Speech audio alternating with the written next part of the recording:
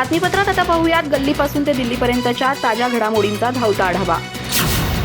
तुम्ही लवकर उठता हा आमचा नव्हे तर तुमच्या बायकोचा प्रॉब्लेम आहे, अशा खोचक शब्दात राष्ट्रवादी काँग्रेस शरदचंद्र पवार पक्षाच्या खासदार सुप्रिया सुळे यांनी आपले बंधू तथा राज्याचे उपमुख्यमंत्री अजित पवार यांच्यावर निशाणा साधलाय.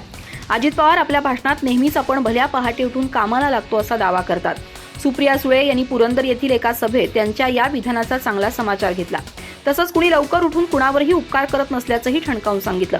सुप्रिया सुळे म्हणाल्या की तुम्ही रात्रंदिवस काम करत असल्याचं सांगता, तुम्ही लवकर उठा असा आम्ही कधी आग्रह धरला का? सर्वच जण कष्ट करतात, त्यामुळे लवकर उठून कुणी कुणावर उपकार करत नाही. काही लोकांचा सकाळी लवकर उठण्याचा डायलॉग माझ्यामुळे बंद झाला. दूधवालाही लवकर उठतो. तुम्ही किती वाजता उठता हा तुमच्या बायकोचा प्रॉब्लेम आहे, कारण तिला तुम्हाला चहा करून द्यावा लागतो. शरद पवार साहेबांनी आतापर्यंत केव्हा तरी असं भाषण केलंय का?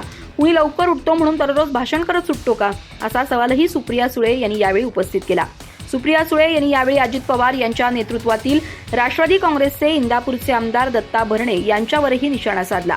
त्या म्हणाल्या की आमदार दत्ता भरणे हे आपल्या मतदारसंघात 5,000 कोटींची विकास कामं केल्याचा दावा करतात. हा आकडा म्हणजे काही विनोद नाही. मला स्वतःला एका कोटीत किती शून्य असतात हे माहीत नाही. सत्ता येते आणि जाते, पण तुम्ही लोकांचा विचार केव्हा करणार? कुणी कुणावर उपकार करत नसतो. प्रत्येक जण आपापल्या परीनं काम करत असतो. छत्रपती शिवाजी महाराज यांचा राजकोट किल्ल्यावरील पुतळा कोसळण्याची घटना खूप दुर्दैवी आहे. या प्रकरणी कुणी माफी मागितली आणि कुणी मागितली नाही, त्या वादात मला पडायचं नाही.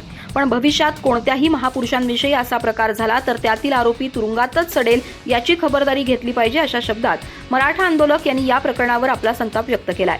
शिवाजी महाराजांच्या नावानं राजकारण करू नका असा इशाराही त्यांनी या प्रकरणी दिलाय. सिंधुदुर्ग जिल्ह्यातील मालवण येथील समुद्र किनाऱ्यावर छत्रपती शिवाजी महाराज यांचा उभारण्यात आलेला भव्य पुतळा 26 ऑगस्ट रोजी दुपारी कोसळला. पंतप्रधान नरेंद्र मोदी यांनी गत डिसेंबर महिन्यात या पुतळ्याचं लोकार्पण केलं होतं. त्यानंतर अवघ्या 8 महिन्यातच हा पुतळा पडल्यामुळे शिवप्रेमींमध्ये संतापाची लाट उसळली आहे. या प्रकरणी सत्ताधारी महायुती सरकारवर टीकेची झोड उठली असताना पंतप्रधान नरेंद्र मोदी यांनी या प्रकरणी जाहीर माफी मागून प्रकरणावर पडदा टाकण्याचा प्रयत्न केला. या पार्श्वभूमीवर मनोज जरांगे यांनी उपरोक्त विधान केलंय. मनोज जरांगे उद्या रविवारी राजकोट किल्ल्यावर जाऊन कोसळलेल्या पुतळ्याची पाहणी करणार आहेत. तत्पूर्वी अंतरवालीतून मालवणच्या दिशेने निघताना ते पत्रकारांशी बोलताना म्हणाले की छत्रपती शिवाजी महाराज हे अवघ्या महाराष्ट्राचं आराध्य दैवत आहेत. त्यामुळे त्यांच्या नावानं कुणीही राजकारण करू नये. हा राजकारणाचा विषय नाही. शिवाजी महाराजांचा राजकारणासाठी वापर केला तर राज्यातील जनता तुम्हाला माफ करणार नाही. जी घटना घडली त्यामुळे सर्वांच्या भावना दुखावल्या गेल्या. ही खूप दुर्दैवी घटना आहे. तुम्ही शिवरायांना सहजपणे घेऊ शकत नाही, त्याविषयी बोलूही शकत नाही. काँग्रेसचे आमदार अजित पवारांच्या संपर्कात होते, ते आता आपल्यासोबत राहणार नाहीत याची खात्री झाल्यानंच काँग्रेसनं त्यांच्यावर कारवाई केली. निवडणुकीच्या काळात अशा घटना घडणारच आहे. निवडणुकीच्या काळात अनेक जण आम्हाला सोडून जातील आणि अनेक जण आमच्याकडे येतील, पण कुणी कुठेही गेलं तरी एकनाथ शिंदे यांनी केलेल्या कामाची पोचपावती म्हणून त्यांच्याच नेतृत्वात ही निवडणूक लढवली जाईल, हे देवेंद्र फडणवीस यांनी स्पष्ट केलंय, असं आमदार संजय शिरसाट यांनी म्हटलंय. महायुतीत सुरू असलेल्या वादावर बोलताना ते म्हणाले, महायुतीची जबाबदारी ही नेत्यांची आहे. नेते निर्णय घेतात तेव्हा तो निर्णय कुणाला पटतो कुणाला नाही हा विषय वेगळा आहे. पण पक्षाचे नेते जर काही बोलत असतील तर मग महायुतीमध्ये फरक पडतो आणि मग मन एकदा दुभंगली गेली तर त्यांचा महायुतीवर परिणाम होईल. याबद्दल आम्ही एकनाथ शिंदे यांच्याशी बोललो आहोत. मुख्यमंत्री एकनाथ शिंदे यांनी आमच्या प्रमुख नेत्यांची एक बैठक आयोजित केली आहे, असं शिंदे गटाचे प्रवक्ते आमदार संजय शिरसाट यांनी म्हटलंय. संजय शिरसाट म्हणाले की निवडणुकीच्या काळात अनेक जण आम्हाला सोडून जातील आणि अनेक जण आमच्याकडे येतील, पण कुणी कुठेही गेलं तरी एकनाथ शिंदे यांनी केलेल्या कामाची पोचपावती म्हणून त्यांच्याच नेतृत्वात ही निवडणूक लढवली जाईल, हे देवेंद्र फडणवीस यांनी स्पष्ट केलंय. तर महायुतीची सत्ता पुन्हा येईल असा विश्वास त्यांनी व्यक्त केला. तर तानाजी सावंत यांनी केलेलं वक्तव्य हे अजितदादा यांना उद्देशून केलेलं नाही, तर काँग्रेस आणि राष्ट्रवादी काँग्रेसबद्दल केलंय, म्हणजे मवियाच्या काळाचा त्याला संदर्भ आहे असं त्यांनी म्हटलंय. पंतप्रधान नरेंद्र मोदी यांनी दिल्लीतील भारत मंडपम इथं जिल्हा न्यायालयांच्या राष्ट्रीय परिषदेचं उद्घाटन केलं. त्यात केंद्रीय मंत्री अर्जुन राम मेघवाल, भारताचे सरन्यायाधीश डी.वाय. चंद्रचूड आणि सुप्रीम कोर्ट बार असोसिएशनचे अध्यक्ष कपिल सिब्बल सहभागी झाले होते. मोदी आपल्या भाषणात म्हणाले, आज महिलांवरील अत्याचार आणि मुलांची सुरक्षा ही समाजाची गंभीर चिंता आहे. महिलांच्या सुरक्षेसाठी देशात अनेक कठोर कायदे करण्यात आलेत. 2019 मध्ये सरकारनं फास्ट ट्रॅक स्पेशल कोर्टाची स्थापना केली. या अंतर्गत महत्त्वाच्या साक्षीदारांसाठी साक्षी केंद्राची तरतूद आहे. यामध्येही जिल्हा संनियंत्रण समितीची भूमिका महत्त्वाची आहे, ज्यामध्ये जिल्हा न्यायाधीश, डीएम आणि एसपी यांचा समावेश आहे. या समित्या अधिक सक्रिय करण्याची गरज आहे. महिलांवरील अत्याचाराच्या प्रकरणांमध्ये जितक्या वेगानं निर्णय घेतले जातील तितकी निम्म्या लोकसंख्येला सुरक्षिततेची अधिक खात्री मिळेल. कोलकाता बलात्कार हत्या प्रकरणानंतर पश्चिम बंगाल सरकार केंद्राकडे महिलांवरील गुन्ह्यांवर कडक कायदा करण्याची मागणी करत आहे.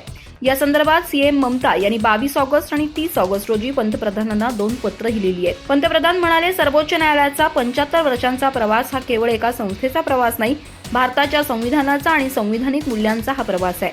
लोकशाही म्हणून भारताचा अधिक परिपक्व होण्याचा हा प्रवास आहे. भारतातील जनतेचा सर्वोच्च न्यायालयावर, आपल्या न्याय व्यवस्थेवर कधीच अविश्वास राहिला नाही. त्यामुळे सर्वोच्च न्यायालयाची ही 75 वर्ष लोकशाही माता म्हणून भारताचा अभिमान आणखी वाढवतात. स्वातंत्र्याच्या सुवर्ण काळात 140 कोटी देशवासियांचं एकच स्वप्न, विकसित भारत, नवा भारत. नवा भारत म्हणजे विचार आणि दृढनिश्चय असलेला आधुनिक भारत. आपली न्याय व्यवस्था हा या दृष्टीचा भक्कम आधारस्तंभ आहे. काँग्रेसनं छत्रपती शिवाजी महाराजांचा किती अपमान केला याची आपल्याकडे यादीच असून त्यांच्या राजकारणाला तोडीसतोड उत्तर देऊ असं भाजपचे प्रदेशाध्यक्ष चंद्रशेखर बावनकुळे यांनी म्हटलंय. तर आगामी विधानसभा निवडणूक भाजप देवेंद्र फडणवीसांच्या नेतृत्वात लढेल असंही त्यांनी म्हटलंय. दरम्यान भाजप कोअर कमिटीच्या बैठकीचे आयोजन करण्यात आलं होतं. या बैठकीत रावसाहेब दानवे यांच्यावर राज्य संयोजक पदाची जबाबदारी देण्यात आली आहे. भाजपच्या कोअर कमिटीच्या बैठकीत हा निर्णय घेण्यात आला असून विधानसभेच्या पार्श्वभूमीवर रावसाहेब दानवेंकडे मोठी जबाबदारी देण्यात आल्याची माहिती प्रदेशाध्यक्ष बावनकुळे यांनी दिली आहे. भाजप प्रदेशाध्यक्ष चंद्रशेखर बावनकुळे म्हणाले की विधानसभा निवडणुकीच्या पार्श्वभूमीवर भारतीय जनता पक्षाच्या कोअर कमिटीची बैठक पार पडली.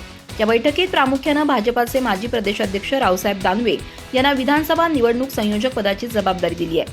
आता निवडणुकीसाठी भाजपचे राज्याचे संयोजक म्हणून संपूर्ण जबाबदारी रावसाहेब दानवे पाहणार आहेत. आमच्या कोअर कमिटीच्या सदस्यांकडेही वेगवेगळ्या समितीची जबाबदारी देण्यात येणार आहे. विधानसभा निवडणूक आम्ही संघटनात्मक पद्धतीनं महायुतीला बरोबर घेऊन पुढे जाणार आहोत. या निवडणुकीचा विजय मोठा कसा राहील यासाठी आम्ही योजना तयार केली आहे. चंद्रशेखर बावनकुळे म्हणाले की महायुतीमध्ये ज्या मतदारसंघात आपल्याला राजकीयदृष्ट्या वाढता येणार नाही असेच नेते आमच्या पक्षातून बाहेर पडलेत. समरजित सिंह घाटगे हे देखील आमचे नेते होते. मात्र ज्या जागेवर निवडणूक लढवण्यासाठी स्कोप नाही, ज्या जागा महायुतीला गेल्यात त्या ठिकाणी त्यांना निवडणूक लढवायची आहे. आता ज्यांनी दुसऱ्या पक्षात जाऊन निवडणूक लढवण्याचा विचार केला त्यांना आम्ही समजावण्याचा प्रयत्न केलाय. आता अशा पद्धतीचा पेच जास्त ठिकाणी नाही, 1 ते 2 ठिकाणी आहे. मात्र पक्षातून कुणीही बाहेर पडणार नाही याची आम्ही काळजी घेऊ असं त्यांनी म्हटलंय. खासदार संजय राऊत यांच्यावर एका महिलेनं गंभीर आरोप केल्यानंतर राज्यात खळबळ उडाली आहे. आपल्या वक्तव्यांवर नेहमीच चर्चेत राहणारे संजय राऊत यांच्यावर या महिलेच्या आरोपानंतर विरोधकांकडून जोरदार हल्लाबोल होतोय. या प्रकरणानं महाराष्ट्राच्या राजकीय वर्तुळात खळबळ उडाली आहे. या प्रकरणी या महिलेनं उद्धव ठाकरे यांनाही पत्र लिहिलं होतं. त्यानंतर आता या महिलेनं ईडीच्या अतिरिक्त संचालकांना पत्र लिहून आपल्या जीवाला धोका असल्याचं म्हटलंय. स्वप्ना पाटकर असं या महिलेचं नाव आहे. स्वप्ना पाटकर यांनी संजय राऊत यांच्यावर धमकावणं, पाठलाग करणं आणि छळ केल्याचा आरोप केलाय. एवढंच नाही तर स्वप्ना पाटकर नावाच्या या महिलेनं शिवसेना पक्षप्रमुख आणि माजी मुख्यमंत्री उद्धव ठाकरे यांना पत्र लिहून संजय राऊत यांच्यावर हे गंभीर आरोप केलेत. आता थेट ईडीच्या अतिरिक्त संचालकांना पत्र लिहिलंय. वास्तविक संजय राऊत यांच्यावर सध्या पत्राच्या घोटाळा प्रकरणी आरोप असून ते जामिनावर बाहेर आहेत. आता या महिलेच्या पत्रानंतर संजय राऊत पुन्हा एकदा वादात सापडलेत. पत्रात चाळ प्रकरणातील साक्षीदार असलेल्या स्वप्ना पाटकर यांनी पत्रात संजय राऊत यांचं नाव स्पष्टपणे घेतलंय. ईडीच्या पश्चिम विभागाच्या अतिरिक्त संचालकांना हे पत्र लिहिलंय, ज्यामध्ये असं म्हटलंय की मला तुमच्या निदर्शनास आणायचंय की या प्रकरणातील आरोपी आणि त्यांचे गुंड मला सतत धमकावत आहेत आणि इतर साक्षीदारांनाही अशाच प्रकारे धमक्या दिल्या जाण्याची शक्यता आहे. माझा जबाब बदलण्यासाठी माझ्यावर दबाव निर्माण केला जात असून या प्रकरणातील आरोपी संजय राऊत आणि त्यांच्या कुटुंबियांवर नोंदवलेले आरोप बदलण्यासाठी हा दबाव निर्माण केला जातोय. महिला सुरक्षेबाबत कारवाई होत नसल्याबद्दल स्वप्ना पाटकर यांनी उद्धव ठाकरेंना लिहिलेल्या पत्रात निराशा व्यक्त केली होती. त्यांनी आपल्या पत्रात लिहिलं होतं की महिलांच्या सुरक्षेबाबत तुमच्या वक्तव्यामुळे मी खुश आहे, पण कोणतीही कारवाई झाली नाही. तुम्हाला 2016 ते 2021 या काळात अनेक ईमेल्स केले होते, ज्यामध्ये मी राऊत यांच्या धमक्या आणि मारहाणीच्या घटनांची माहिती दिली होती. बदलापूर येथील शाळेतील अल्पवयीन मुलींचे लैंगिक शोषण तथा शिवाजी महाराजांच्या कोसळलेल्या पुतळ्याच्या मुद्द्यावरून महायुती सरकारच्या कार्यपद्धतीवर सवाल उपस्थित झालाय. यातून निर्माण झालेल्या नकारात्मक वातावरणातून सुटका करून घेण्यासाठी राज्यात राष्ट्रपती राजवट लागू करण्याच्या हालचालींनी वेग आल्याचा दावा काँग्रेसचे ज्येष्ठ नेते तथा माजी मुख्यमंत्री पृथ्वीराज चव्हाण यांनी केलाय. त्यांच्या या दाव्यामुळे राज्यात राजकारणात मोठी खळबळ माजली आहे. बदलापूर येथील एका शाळेत 2 अल्पवयीन मुलींचे लैंगिक शोषण झाल्याची बाब उजेडात आली होती. त्याचे राज्यभर तीव्र पडसाद उमटले होते. या प्रकरणी सरकारला चौफेर टीका सहन करावी लागली. या घटनेचे वादळ शमतेने तोच मालवणच्या राजकोट किल्ल्यावरील छत्रपती शिवाजी महाराज यांचा पुतळा कोसळण्याची घटना घडली. त्यामुळे मुख्यमंत्री एकनाथ शिंदे यांच्या नेतृत्वातील महायुती सरकारची चांगलीच कोंडी झाली. विशेषतः यामुळे सरकारनं राबवलेल्या महत्वाकांक्षी मुख्यमंत्री माझी लाडकी बहीण योजनाही झाकोळली गेली. या पार्श्वभूमीवर पृथ्वीराज चव्हाण यांनी एका मराठी दैनिकाशी बोलताना वरील दावा केलाय. पृथ्वीराज चव्हाण म्हणाले की राजकोट किल्ल्यावरील शिवाजी महाराजांच्या पुतळ्याचं काम नौदलाकडे होतं असं सांगून मुख्यमंत्री एकनाथ शिंदे यांनी सरकारची जबाबदारी झटकण्याचा प्रयत्न केला. त्यांचं हे विधान नौदलाच्या कार्यपद्धतीवर प्रश्नचिन्ह निर्माण करणारं आणि मनोधैर्य खच्चीकरण करणार आहे. या प्रकरणी नौदलाची चूक असेल तर मग ही जबाबदारी केंद्र सरकारला स्वीकारावी लागेल. त्यातून राजनाथ सिंह यांना आपल्या संरक्षण मंत्रिपदाचा राजीनामा द्यावा लागेल. तानाजी सावंत आरोग्यमंत्री आहेत. त्यांनी चांगल्या डॉक्टरांना दाखवून घ्यावं आणि उलटीच्या गोळ्या घ्याव्यात. त्यांच्याकडे नसेल तर मी पाठवून देतो असं म्हणत आमदार बच्चू कडू यांनी खोचक टोला लगावलाय. तर शेतकऱ्यांची अवकात काढणं एवढं सोपं काम नाही. मंत्री जर अशा पद्धतीनं धाडस करत असेल तर शेतकरी यांना त्यांची अवकात दाखवेल असंही कडू यांनी म्हटलंय. दरम्यान बच्चू कडू पुढे बोलताना म्हणाले की दानवेंनी शेतकऱ्यांना साले म्हटलं होतं, त्यावेळी शेतकऱ्यांनी त्यांना निवडणुकीत पाडलं. त्याच प्रकारे तानाजी सावंत यांना सुद्धा त्या परिणामाला सामोरं जावं लागेल असा इशारा कडू यांनी दिलाय. बच्चू कडू म्हणाले की पाठिंबा कुणाला द्यायचा आणि कुणाला नाही हे आम्ही आणि जनता ठरवणार, शिरसाट नाही. आज आमचे 2 आमदार आहेत, उद्या आमच्याशिवाय सरकार बसणार नाही. त्यावेळी आम्ही आणि शेतकरी बांधव आमच्या मुद्द्याशिवाय कोणासोबत जाणार नाही. रवी राणा यांच्या विरोधात आम्ही आधीच कोर्टात गेलो आहोत. त्यांना नोटीस सुद्धा गेली असेल. आग लागल्यावर धूर निघत असतो, त्या धुराकडे लक्ष देण्याची गरज नाही. त्यांना पडण्याचं दुःख आहे. आमचा सगळा हिशोब घेण्याचं काम जनता करते. आम्ही नेते घेणारे कोण असा सवालही त्यांनी उपस्थित केला. बच्चू कडू यांच्याकडून मागच्या काही महिन्यांपासून वारंवार महायुती सरकारवर टीका केली जाते. तसंच काही दिवसांपूर्वी बच्चू कडू यांनी शरद पवारांची भेट घेतली होती. येत्या विधानसभेत महायुतीला पाठिंबा द्यायचा की महाविकास आघाडीला हे 1 सप्टेंबर रोजी ठरवणार असल्याचं बच्चू कडू यांनी सांगितलंय.